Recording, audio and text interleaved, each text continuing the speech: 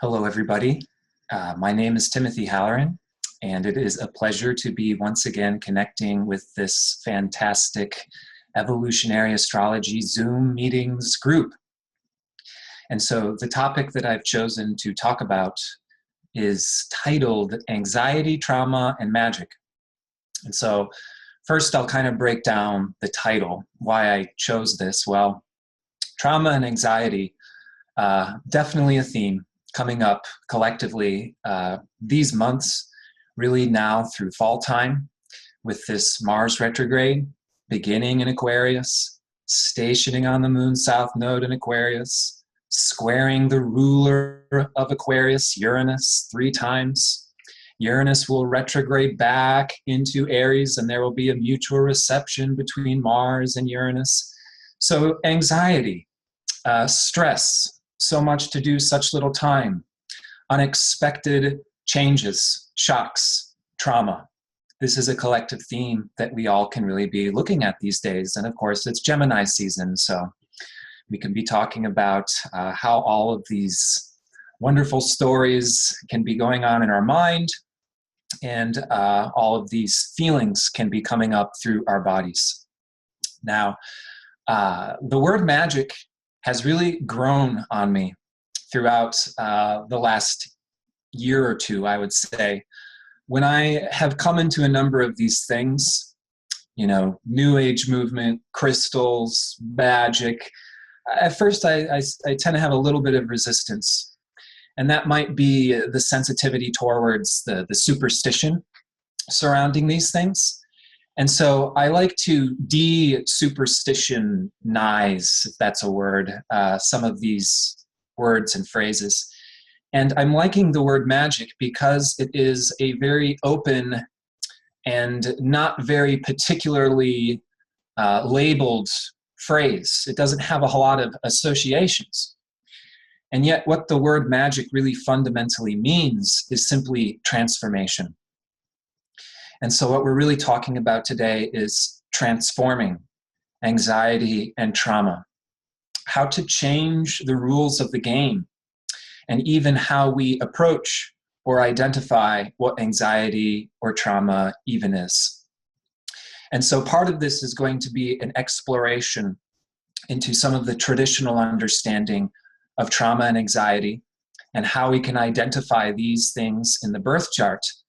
And then part of this presentation will be a more experimental look at potential ways that we can start to play with how to resolve and heal anxiety and trauma in our lives. And this is in particular where magic is going to come into play. And so let me pull up, because I do have a PowerPoint for this particular presentation. And if I could just get confirmation from somebody that you're able to see this PowerPoint and Yes. It is full screen. Correct, Okay. yes. All right, so let's jump straight into it. What is trauma? Let me here. Okay, there we go. The experience of an event that is so distressing and overwhelming that it exceeds our capability to cope. Trauma deals directly with the nervous system, which is correlated with Mercury and Uranus. And so it's when our nervous system becomes so overloaded that we cannot process all of the information that our nervous system is being bombarded with. This is essentially what trauma is. As we'll talk about, trauma can really exist in many, many different ways. And we'll really talk about how all-pervasive trauma is in this day and age. And so trauma does not necessarily have to be just an outward, apparent, super obvious event as well. And there's really a diversity of different ways that our nervous system can become potentially overstimulated in this day and age. The result of trauma is essentially disassociation, which means that when our nervous system becomes too overstimulated by an experience or an amount of information that we can't possibly process it through our own human body, Disassociation is essentially the coping mechanism that fragments the overloaded parts of our consciousness that cannot be processed and stores them later. It stores them in our ethereal body, in our physical body, as we'll talk about, as well as these different dimensions. But disassociation in itself is not inherently a problem. Disassociation is the natural way that our body and our consciousness copes with trauma. And it's important that we embrace this aspect of healing our own anxiety and trauma by understanding that at first, disassociation is really the Band-Aid that allows us to keep living, to actually function without completely shutting down or having to, throw the baby out with the bathwater. And so the disassociating component of trauma is really, in fact, a gift and a blessing. And as we'll talk about, the gift and the blessing of disassociation also means that we process and we heal at the rate and the pace that is right for us. Trauma means that an experience is too much to be processed at once, and the grace of disassociation, which is the natural response to a traumatic event, is that we can process these experiences at a rate and a time that is right for us and allows us to somewhat be gentle and delicate in our own healing process. Now, Uranus, again, is one of the go-tos in terms of trauma in the chart. And we'll talk about why. Because, again, disassociation is the fragmentation of consciousness and storing of consciousness into different dimensions. And Uranus and Aquarius essentially deals with the bridging together of different varying dimensions. And this is a function that can play out in many, many, many different ways. For example, the same function, the same experience, the same fundamental energy of trauma is a sudden, unexpected, shocking dimensional shift between vastly differing dimensions. So, easy example, a traumatic event of having our village burnt to the ground by invaders is a quick dimensional shift from our home environment being one of leisure and comfort to intensity and loss and pain and separation. And that event happening so quickly, the shift happening so fast in many respects, is what can make that a traumatic event. Now, as we'll talk about, there's different types of trauma. There is also the type of trauma which can happen less apparently, less obviously, and less sharply, but rather happens gradually or slowly, redundantly throughout a long period of time, which essentially has the same exact effect on our nervous system, which is the experience that we cannot breathe. There's no time to process. It's like layer after layer after layer after layer after layer of stress, of anxiety, becomes trauma throughout time, because it's like a boulder that never has an opportunity to become processed, and that boulder does weigh on us. And so Uranus, Aquarius, the 11th house can deal with these sudden dimensional shifts for better or for worse, as we'll talk about. There are many, many hidden blessings and opportunities, even inherent in a traumatic experience, which is part of the more mystical and magical side of things, which we'll talk about. However, trauma does not necessarily just correlate with the archetype of Uranus either. And there's a number of different, astrological aspects and arrangements that can also depict trauma, such as when planets are squaring the moon's nodes. In evolutionary astrology, we call planets squaring the nodes skipped steps, which is essentially the same fundamental disassociation of an inherent part of who we are. And usually when we have skipped steps in our chart, it's not necessarily the case, but I find that it often is connected to some form of trauma or some type of forcefulness or oppressiveness that can be traumatic in its own nature, that causes the disassociation of parts of our own consciousness. And so when we have planets square the nodes, these are really important parts of ourself that we are reintegrating throughout this life. Whenever we've experienced trauma in the past, there is a part of ourself that we are bringing back into this life. And because we live in a day and age where trauma is basically all pervasive in our culture and our civilization, it is going to be extremely common for highly aware and highly sensitive souls in particular to become traumatized. And we therefore cannot say that traumatized souls are those who necessarily even experience unfortunate events or experiences. Traumatized souls may be souls who are simply aware or are in tune of where we are in the bigger picture perspective. And because there is that awareness and that attunement to what is missing that may not be here, which is being discovered through the exploration of why do I have trauma and what is my trauma.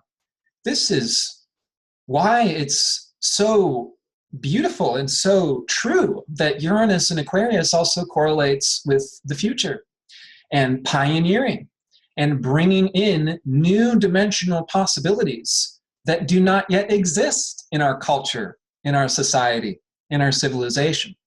And so this is already hinting at the hidden blessings and the opportunities that may already be inherent in our own trauma, in our traumatic experiences, because there is an opportunity in the challenge of healing our trauma.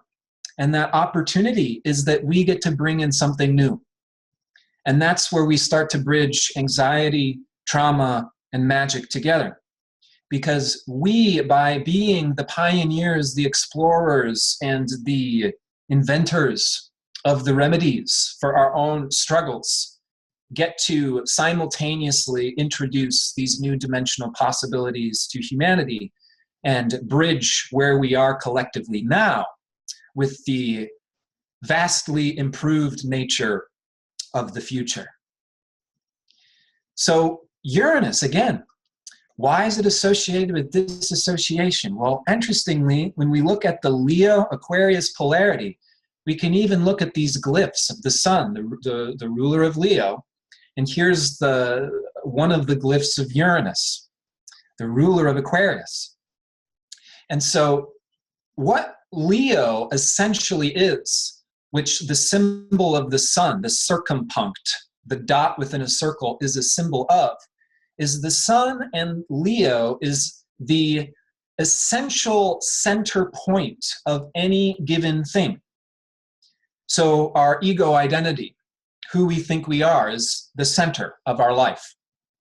Our awareness, our perspective as an individual, our own creative expression from our own heart, the center of our soul, is Leo. And Leo is where we become a living representative of humanity. Leo is what makes us alive. It is our incarnation. And this is where we associate with our hero's journey and our purpose for living on this planet as an individual. And when this individual nature becomes too overstimulated by a traumatic or erratic or unpredictable experience, again, our consciousness pulls out of this essential center point because it's too much to be at the center of this experience. And so it's very common for those who have experienced severe trauma to see from their own perspective as if they are looking down on their body. And that is just a reflection of that actual function, which pulls us out. And again, this is actually a hidden blessing. If we were to experience a physically traumatic event, such as falling down a mountainside, it would certainly be grace to pull ourselves out of the body, at least enough to be able to function, to ask for help, and to keep moving on, so on and so forth. And then, of course, once we are outside of our body and it is safe to return to our center point, this is when Aquarius can be the bridge of disassociating and leaving the body, can become the bridge of returning and bringing with us the information and the new things that we can learn from a perspective that is not the center point. If we go out of body, we have another perspective. And that means that we can also take and learn things from that perspective and experience as well. So trauma is all pervasive in the 21st century. These are just three very simple, different levels and dimensions of trauma as we know it in the psychological field. Acute stress disorder is when we experience a traumatic event that essentially lingers for a temporary amount of time, such as losing a loved one or experiencing something that is hurtful or overstimulating. It creates a high level of anxiety or disassociation, but for a temporary amount of time. When we have PTSD, it's not temporary. There is trauma that actually becomes imprisoned in our body in a certain respect. And this actual physical existence in our body of trauma is how trauma actually is for those with PTSD. And so it becomes a journey of liberating ourselves throughout trauma, throughout our lives when it comes to PTSD and complex PTSD. And I want to point out, because I think this is important, that the vast majority of us are going to exist somewhere in the PTSD, complex PTSD area. The majority of souls alive on the planet at this time do have PTSD in some way, shape, or form. Complex PTSD is when it is a number of different traumatic events that occurs throughout one's life. It's not one car accident or one drastic experience, in which case the healing journey, if it's one thing, centers around the one experience. With complex PTSD, there are many, many layers of an onion.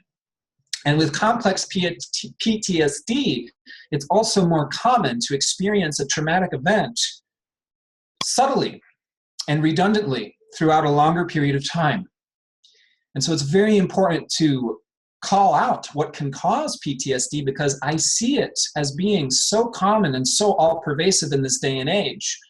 The majority of souls experience it and we don't even know what it is. It's like living in the ocean and what's water, you know. It's not even identified. It's not understood. Everybody has PTSD and everybody thinks that that is normal. And so with complex PTSD, it usually leads to a situation where trauma leads to disassociation, which is passed down generation after generation after generation. And there's no understanding of what essentially what went wrong or what's the problem is, other than a difficulty to function, which oftentimes is not even understood or gets turned into something that we carry on our own back as if it is our faults or there's something wrong or broken with us. When in fact, this is more than likely many, many generations of experience being passed down. And so trauma does not just result from something smacking us over the head. Trauma can result from a subtle lack of nurturance or approval or recognition, being seen by our parents, our family in early life, not being taught or talked about or trained about sexuality, not living in a comfortable environment or being able to feel safe in our own body, or even simply the high pressures and expectations of this day and age and the notion that we need to be big and succeed. All of these things, if they are experienced so redundantly, or parents who are not exactly connected into being the ideal parents, but they are not aware of it. And so there's no understanding of what's wrong that gets passed down from parent to child. All of these things and much, much more can result in this complex PTSD. So there's a lot of depth to this experience of trauma. There are many layers to the onion. There is also past life PTSD. This is extremely common in this day and age. If we have clear anxiety surrounding particular symbols that we have absolutely no understanding as to why, but our entire life we may have had fear or insecurity or phobias for no reason whatsoever. These oftentimes exist in the realm of Pluto or Scorpio, which can extend into past lives. Now, it is best to try to understand what the current life triggers are, even in this deeper, more nebulous, confusing type of PTSD. Even if the triggers don't seem to make sense, what are the triggers? Because by understanding the triggers of what re-traumatizes us in this life, that's also the way that we can heal and address this trauma. And even if it does extend into past lives, which many, many souls are healing from past life PTSD in this lifetime, it allows us to go through healing without necessarily having to be made aware of all the past life circumstances. Sometimes it may be necessary via evolutionary necessity to understand the past life dynamics. Sometimes it may not be necessary to understand the past life dynamics, which may be a form of grace. We live in a disassociated civilization, and so we are all the detectives of the depth of trauma, how all-pervasive and how extensive it goes, resulting from patriarchy and our disconnection from nature. So let's talk about anxiety. This is Merriam-Webster's definition, an apprehensive uneasiness or nervousness, abnormal, overwhelming sense of apprehension, and they're usually marked with physical signs. Yes, the good old grinding of teeth and the sweating and the shaking, all pervasive typical signs of anxiety. Now, letter C here, sometimes mixed with fear or uneasiness, I would say that could potentially be excitement. Uneasiness can be excitement. Anxiety is when we are clearly in a state of detriment due to the level of uneasiness or nervousness, which gets in the way of us living the life that we would like to live. So let's talk about anxiety for a moment, because this is one of the most common things in this day and age. I think a lot of people get into meditation and spirituality even as a way of trying to heal and understand anxiety. And so to really simplify what anxiety is, so that way we can understand the most basic form, is there is our perception and there is what we are seeing, and this might be called direct perception or just awareness or being in the present moment. And of course, the majority of the meditative tools and practices and many of the yogis and enlightened saints and Buddhas say that this is the state in which they, for the most part, live. They claim that their minds are very, very inactive and they're just living and they're full of life. Life is what's happening. It's a moment-to-moment existing reality. And what happens, happens in the moment it happens, and anything could happen at any moment because nature is incredible. That's awareness. And yet, most of us don't live in this experience. Most of us don't look at an object for even 2 seconds and simply appreciate the essence of that object without there being some type of story or association or connection or reminder of something else, or what we should be doing, or how we can't afford this or that, or how we wish we had this or that, so on and so forth. And so this is what we are particularly used to looking through, like a tainted lens or a filter. And of course, this is, again, what meditation and many of these practices are attempting to address, to get back into direct perception, awareness, the present moment, be here now, right?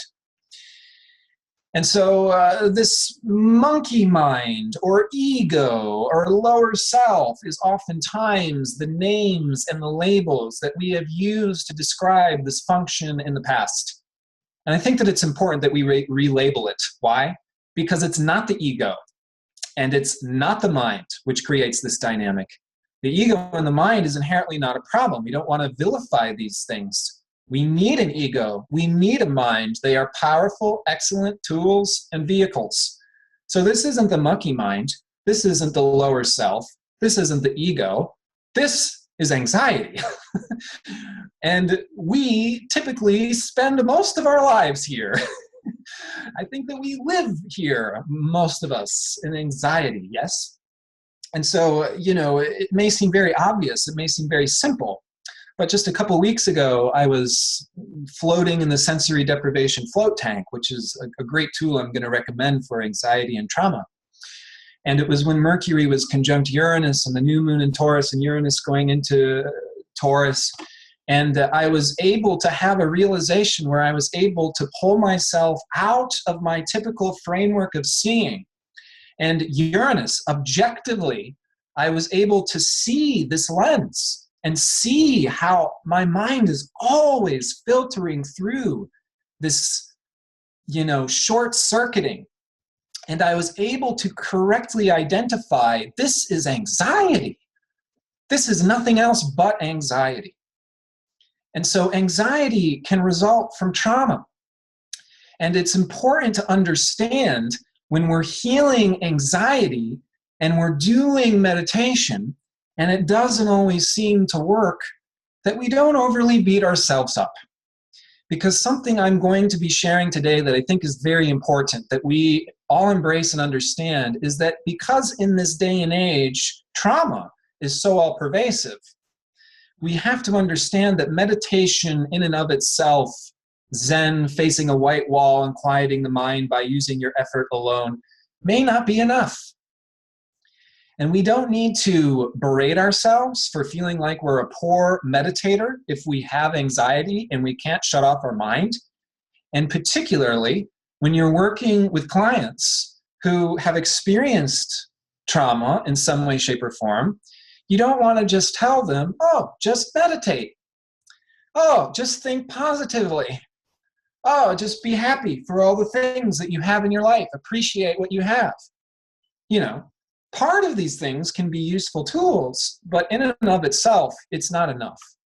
Particularly when anxiety gets nailed in redundantly throughout childhood, which is oftentimes the case for many people with severe anxiety or trauma. It's not that this neural pathway was just formed overnight. It was formed via oppression and knocked in through traumatic event after traumatic event after traumatic event. We are oftentimes taught in this day and age, if you are not worried, you are being lazy. If you are not anxious, you're not going to be prepared. If you're being too airy-fairy and light or enjoyable, nobody's going to take you seriously. And we usually soak up like a sponge through osmosis, this anxiety that becomes nailed in redundantly very, very early in our life. And this is not a neural pathway that's just going to go away in a very simple, gradual, immediate, overnight, quick fix type of way. And so part of the magic of what I hope to share with you today is about embracing the journey of healing our anxiety by using magic to transform what this journey is from being a problem or an interference into something that can be a gift and a blessing and bestow many wonderful things along the way. And look, there's our family now, nailing in that anxiety the way good families do. So let's understand trauma and anxiety. When we're dealing with it in ourselves, when we're working with a client with severe anxiety and trauma, we do not say, well, that's your karma. Oh, well, that's really too bad. You've got a big monkey mind, or you're really egoic, or you're too irritable. It's because you're angry. It's because you have too big of an ego. I cannot tell you how many clients I have gotten that have received such oppressive, abusive, and utterly the antithesis of helpful information from other healers, teachers, astrologers, so on and so forth. It's not our fault. It's a reflection of the collective situation. We are not alone. Our pain is not a measure of our failure. This is so overly common, and it's one of the most frustrating things in the entire world to me, is how in the New Age movement there's this unconscious propensity to look up and put on a pedestal whoever's the happiest person in the room, which is essentially to glorify the person who's experienced the least amount of trauma in their life. That's a generalization, but I think you get my point. Why are we putting on a pedestal the people who are not necessarily experiencing the greatest difficulties in life? I think that we should commemorate people who can overcome such things, because they will be the ones that have the tools, the medicines, and the remedies to actually help those who are suffering. And oftentimes when we put on a high pedestal the people who have not experienced trauma and seem to glow, they can't help us.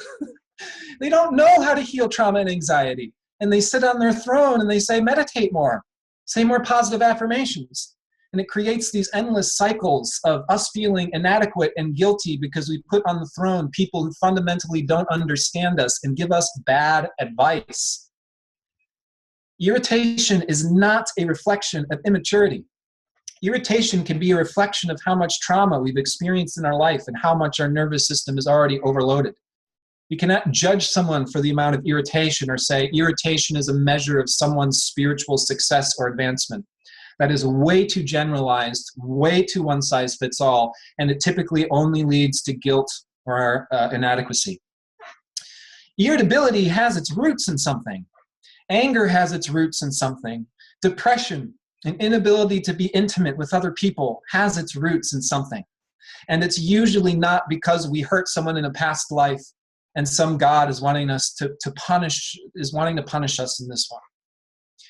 Rather, we need to embrace the journey of healing trauma because it can open us to new dimensions of possibilities.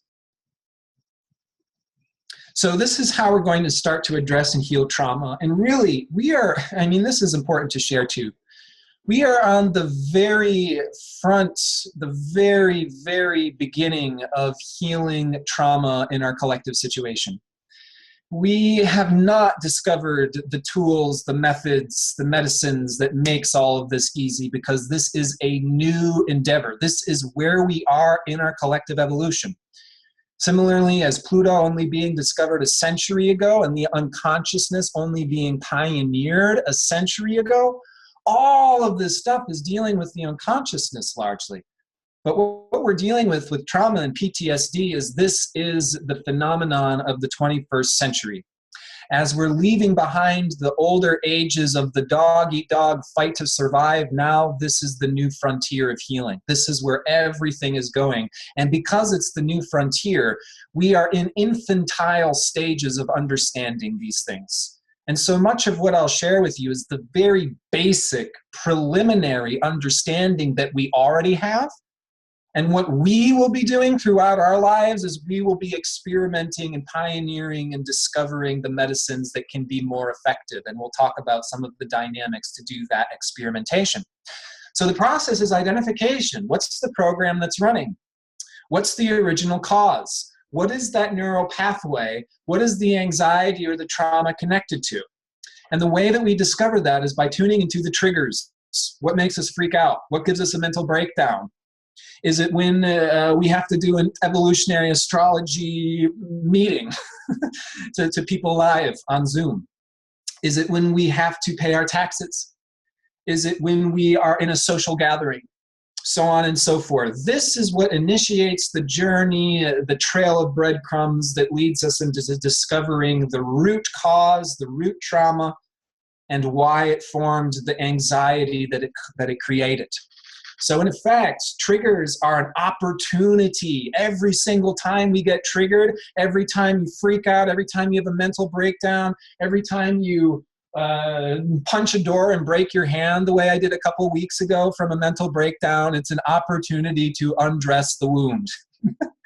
I love to have these excuses and share with other people. It's just like, wow, that's amazing. I'm so foolish to break my hand, and it's such a wonderful opportunity. I'm so blessed to be able to use this example and to talk about trauma and anxiety because it reflects so much of my life. And so triggers are always an opportunity, even if it doesn't seem like it. Even when it seems like the end of the world, it won't be the end of the world. We'll get back on our feet, but we will have discovered another level of the depth of that anxiety, what it's connected to. And this is what allows us to form a map. This is inevitably going to lead us into rewriting and transforming what the triggers are, what these particular symbols are. So breakdowns are opportunities. Even re-traumatization itself is Our own fragmented, disassociated bits and pieces of our consciousness asking to be reintegrated.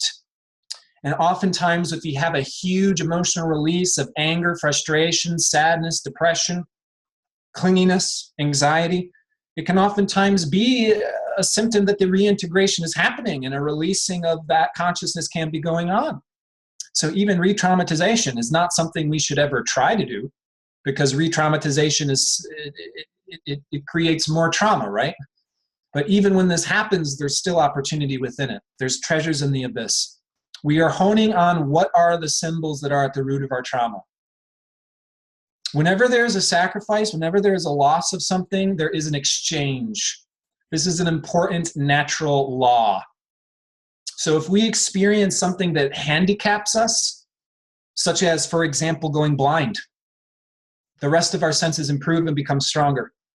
Similarly, again, the disassociation and the trauma will bring in gifts if we are open to embracing what the actual trauma is and the journey of healing, and we can discover these things. It should also be said that the amount of gravity that propels us towards the journey of healing, you're in a wheelchair for the rest of your life and you can't move, you lost your friends and family, everything in your past got swept away, this puts a huge amount of gravity onto our own personal healing journey. It's about nothing besides picking ourselves up throughout the day. It's actually a huge amount of grace in the deepest, most spiritual dimensions, if we consider that this healing journey is essentially what human life is all about. The healing journey and the spiritual journey is one and the same. Therefore, the amount of gravity towards our healing journey is really a blessing in and of itself. A huge part of rewriting the story and reintegrating the facets of ourselves is going to be finding social collective significance of our trauma. How is this going to initiate us into being healers and helpers of people who have experienced similar things? How are we going to rescue the symbols that became tainted or made taboo? And this allows us to connect with others on a similar wavelength who understand us. And the connections with others and the societal reintegration gives us a deep sense of purpose. A deep sense of purpose that many people who live very luxurious, served on a silver platter type of lifestyle never have the opportunity to really come into. Reintegration is connecting the disassociated aspects of consciousness with meaning, reflected through the original nature of the trauma itself. Reintegration not only being a journey of self-healing, but also uncovering these powerful symbols and tools. This is where magic is going to start to come into play. And this is where this starts to go a little bit outside of the psychological fields. If we have trauma surrounding a particular symbol or word or circumstance, that is going to be the symbol that we are rewriting the story and can inevitably become a symbol or a tool that can even be empowering. As we reconnect with what that symbol or tool actually is and its inherent nature. Because a symbol or a circumstance or a tool should never be traumatizing to itself, to us in itself, in nature. And so there's a healing that's happening when there is trauma surrounding a symbol. And that means that there is a journey of reinventing what that symbol actually is. Because the trauma is a result of a distortion of what that symbol truly is. So let's talk about natural versus synthetic. And this is very important. Because when we're healing trauma, say surrounding a particular symbol, the way that we can rewrite this story and rewrite the association into what the meaning of that symbol is, first of all, it's going to take time. It's a very delicate game of rewrapping and unwrapping a symbol to make it approachable again. To reassociate that symbol with things that are pleasurable and enjoyable if there is a distortion which has created a natural thing to become full of anxiety or fearfulness. And so let me give an example. And this is a hypothetical example using the birth chart. Let's say that somebody has Uranus conjunct the South Node in Scorpio, which can be a signature of trauma, square to the moon in Taurus as a skipped step. And let's say that this person is born with a lot of body issues. They have a hard time being in their body. They have a hard time enjoying pleasure in their body. And let's say that they have a fear of the opposite sex's genitalia, or maybe their own genitalia. And it's just been with them throughout life and they don't know why, which can be a result of past life trauma or early childhood experiences that became blocked out or forgotten. So the symbol of the yoni or the phallus becomes associated unnaturally with disgust and repulsion. And it becomes tainted and it becomes taboo due to the trauma of the past. Healing that particular symbol of the yoni or the phallus is going to be reassociating that symbol with what those symbols are naturally supposed to reflect, which is pleasure. And that's not going to happen overnight, because if we've experienced severe trauma, we will even look or hear the word of this symbol, and we will feel a tremendous amount of anxiety or fear or repulsiveness or disgust or inadequacy, so on and so forth. And so we can't approach it directly. We have to wrap it up in something. And this is where what is synthesized can become a gift or a blessing. By reassociating it with things that we do like, how are we going to retransform that symbol?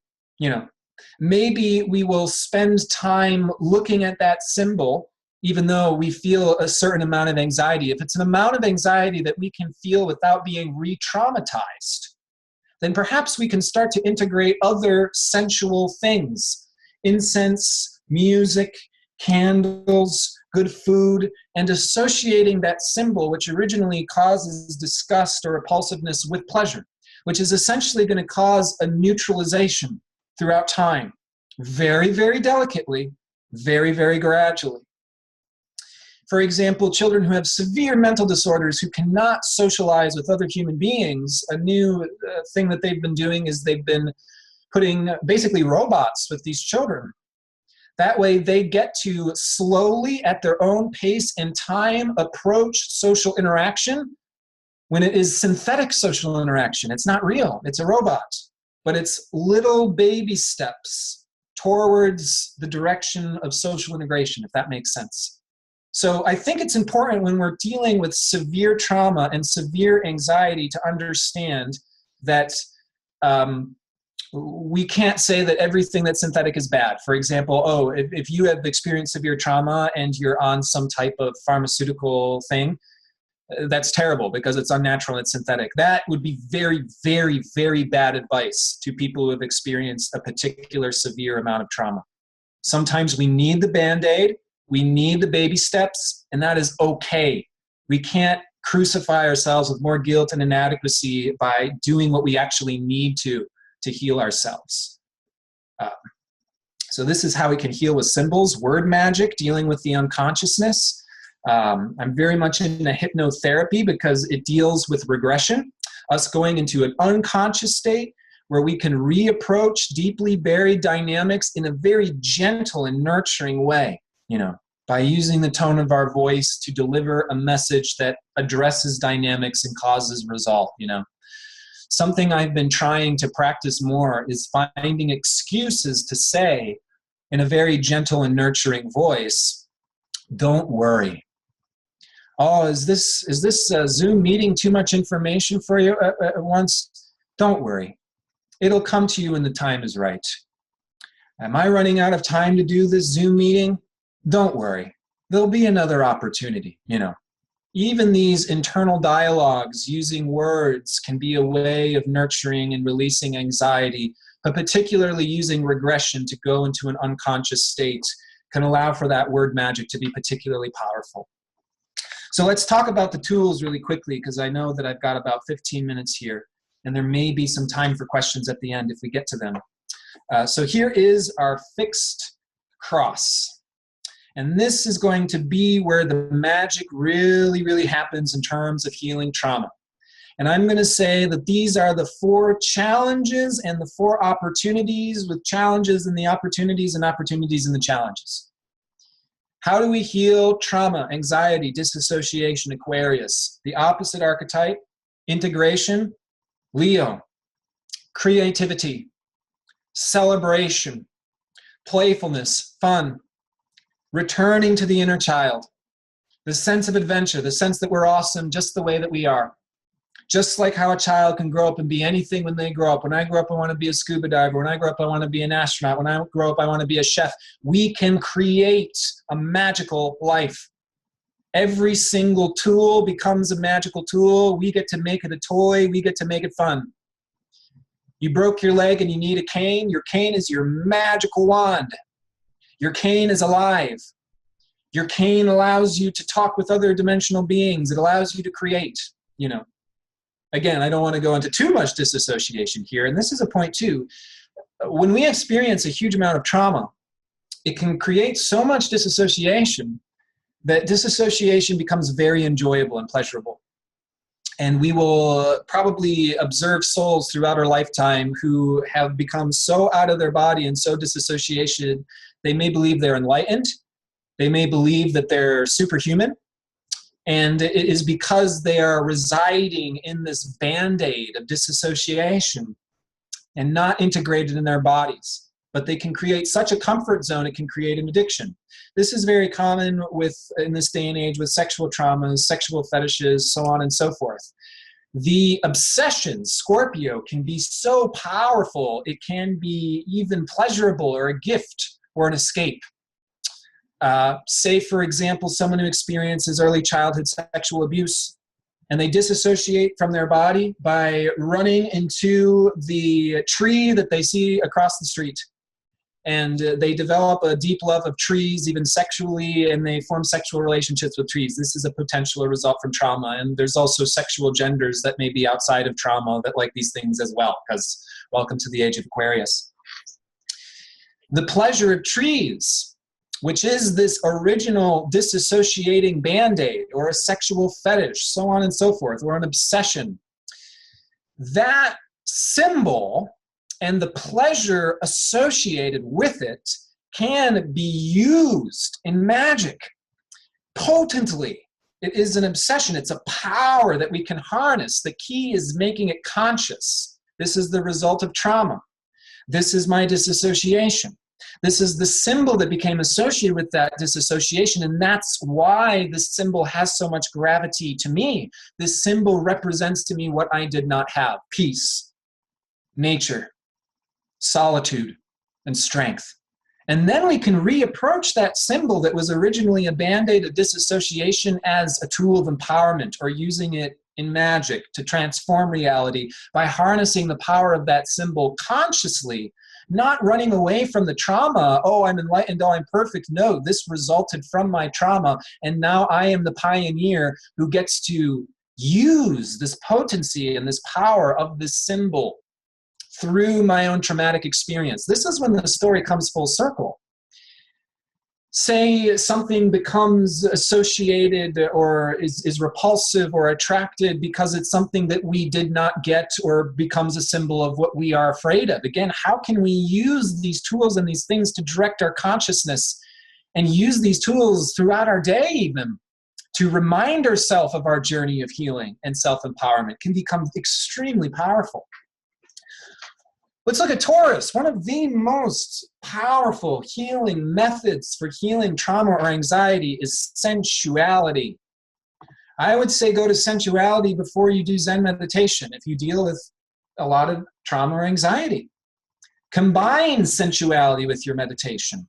Instead of staring at a white wall, perhaps you want to rotate some mala beads throughout your hand, which is a tactile, sensual experience, and it allows for our focus to be brought to a sensual experience. Very powerful. Sensory deprivation float tank is a way of tuning into our sensual body by actually turning off sensual stimulation. Very, very pleasurable.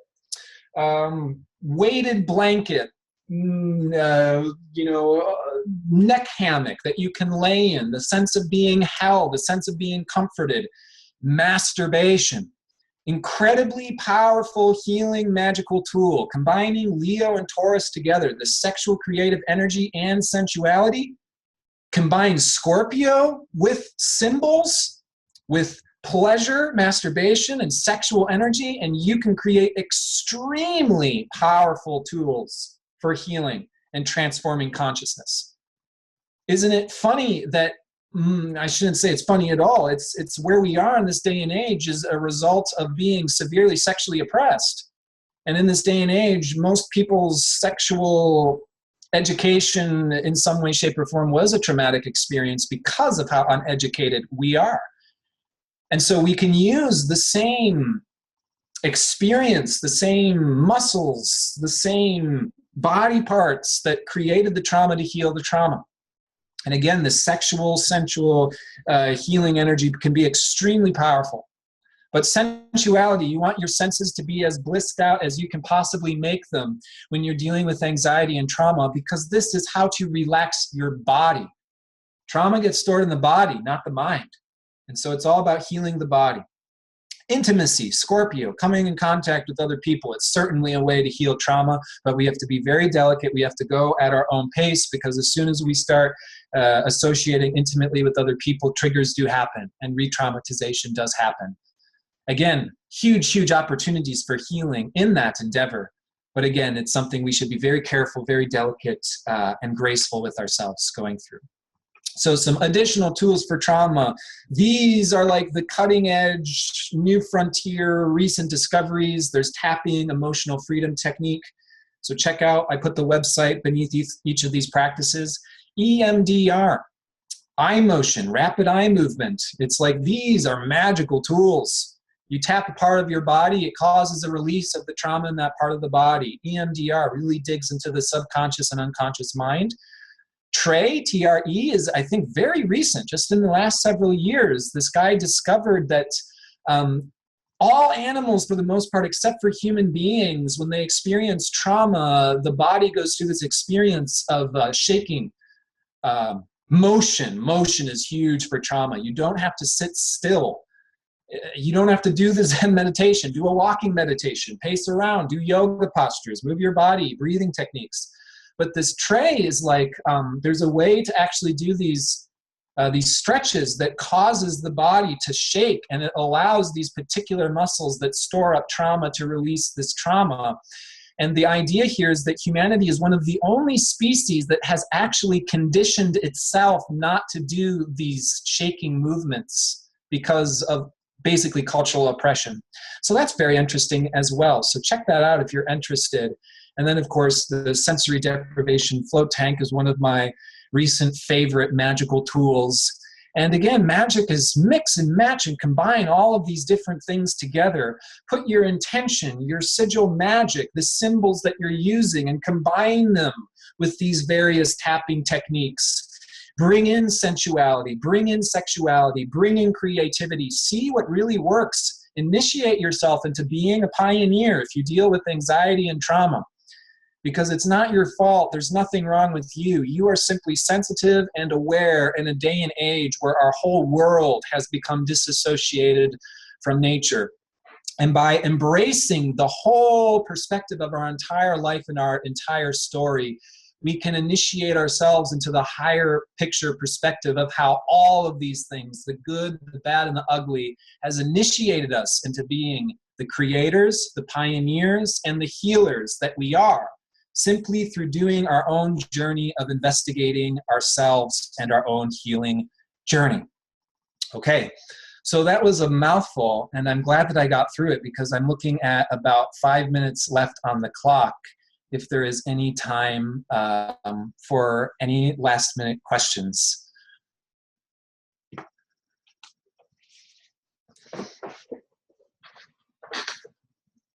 Okay, if you have a question, please unmute.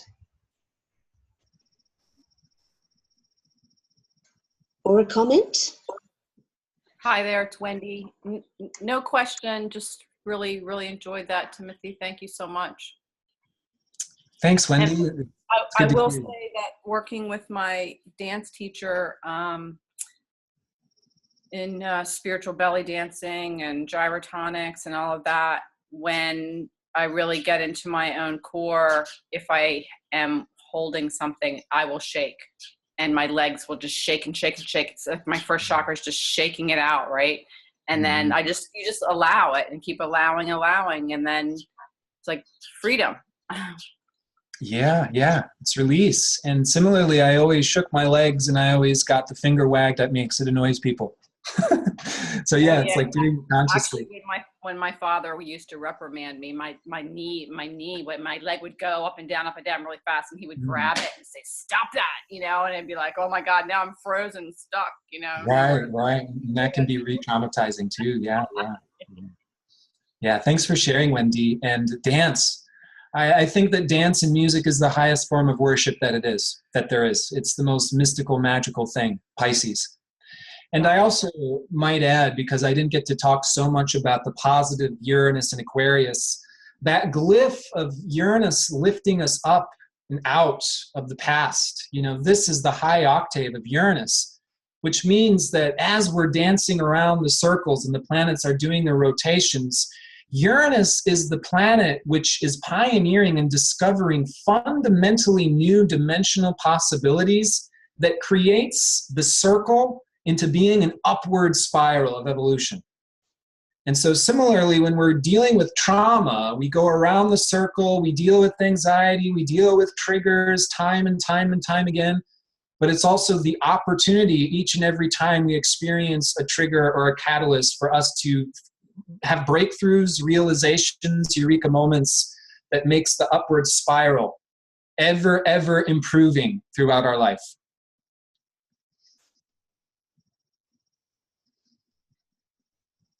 Yeah, Mary, go ahead. Oh, thanks. Can you hear me okay? Yes. Oh, great. Okay. Timothy, that was really incredible, and it's so enlightening to know, moving forward, what a huge part of our evolution this is as a collective. And thanks for all those tips too. And I'm also a fan of the float tank. And I'm just curious if you have any quick comments about how Chiron can be looked at in conjunction with this, because that's the healing part, right? Yeah, Thanks, and thanks. yeah, thank you. And it's a great question because I feel the majority of us probably have Chiron opposite to Uranus. This went on for like some 40 years. And so this is really forming a bridge, an opposition between our own healing journey, Chiron, and the new pioneering possibilities of the future coming out of our exploration of our potential traumas, Uranus as well. So that really pioneering, introducing new ways of healing, such as alternative healing methods and practices. This is the group. You guys are the group. I think that you all know probably more of the tools and the medicines than I can mention coming out of your own healing journey of exploration. And I think that Chiron-Uranus opposition does speak a lot about that. And I do, again, want to say that I think that you all are on the cutting edge, and I can really only mention what process you're going through because I think the tools and the medicines are largely coming from a lot of people on a similar wavelength. And, I think this EA group in particular is very attuned in this way. EA is one of these alternative healing medicines in and of itself. Absolutely. Okay, any final questions? Not a question, just a quick comment. Timothy, I'm loving you talking about Uranus as a dimensional shift. I've never heard that before, and I know you've mentioned it in your last video, and I'm just really getting a kick out of that. That makes so much sense. Oh, good. I'm glad. Yeah, I don't hear it mentioned that often, but extraterrestrials and these things that get associated with Aquarius, right? And it's like, this is kind of a funny, tongue-in-cheek comment, but it's like the typical experience of someone, having an out-of-body extraterrestrial experience. And there's extraterrestrials that seem to have bodies as triangles and speak telepathically, This is Uranus. Uranus doesn't make any sense to us because it's like, it's dimensional information that's so ahead of its own time. It's just like, what even is this, So yeah, it's like this is about bridging these vastly different dimensional possibilities and objectivity as well. Interestingly, Uranus is also now, it's that pioneering genius that happens when we open up to that dimensional possibility. It's like you almost want to visualize a portal that's ripping open these different dimensions, and this future is going to come out that we've never previously seen before. That's the dimensional bridging of Uranus. And again, by tapping into the present moment, that's what this means. And what the sages, the gurus talk about in that direct perception and that direct awareness, that's Uranus, you know? And that's what allows for the brilliance and the pioneering evolution to come out of that particular perspective and openness to these new dimensional possibilities. So we have a final comment from SG. Go ahead, please. Thanks, Linda. Thank you so much, Timothy. That was so good. I just wanted to say, and to follow up with the idea of Uranus being like a dimensional shift, we're talking about re-traumatization being a potential entry point into integrating the initial trauma, and I have found that so apt even since Uranus entered into Taurus. The day that it happened, it went from like head to gut, just the embodied realization that we're living in a very deeply wounded society, and unconsciously I've agreed to that, and the pain that has come from that instead of avoiding that realization. So with the dimensional shift, you would use the example of someone's village being burned down and how that shifts someone's dimension, but the opposite of that, you come to the realization of what has been destroyed or what is sick, and seeing the opportunity to shift the perspective that you're like, oh, I don't have to stand here with a bunch of like wounded things, that I have the ability to move, and in pure Uranian style, triangles, aliens, all the fireworks of that. Thank you so much. That was so good. And just last second to comment on that, the huge advantage of being on this particular planet, which has a huge dimensional gap between nature and birds and trees and paradise and this extremely distorted darkness that we find in humanity, that dimensional difference in itself has a great propensity to awaken our heart to compassion, because we get to see the medicine and everything that's beautiful and holy and divine, and we get to see everything that's perverted and wrong and messed up, and that's what initiates us into being compassionate, spiritual warriors of the heart. And that is a huge blessing in itself, perhaps one of the most huge blessings that there is. Okay, thank you so much, Timothy. That brings us to the end of your meeting. Would you all please thank Timothy Halloran, everyone? Thank you. That was awesome. Right back Thank to you all so of much. you. Mahalo. And I'm going to quickly say, C'est bon. Yeah, if you could find out, and then I'll get back to them about that. And then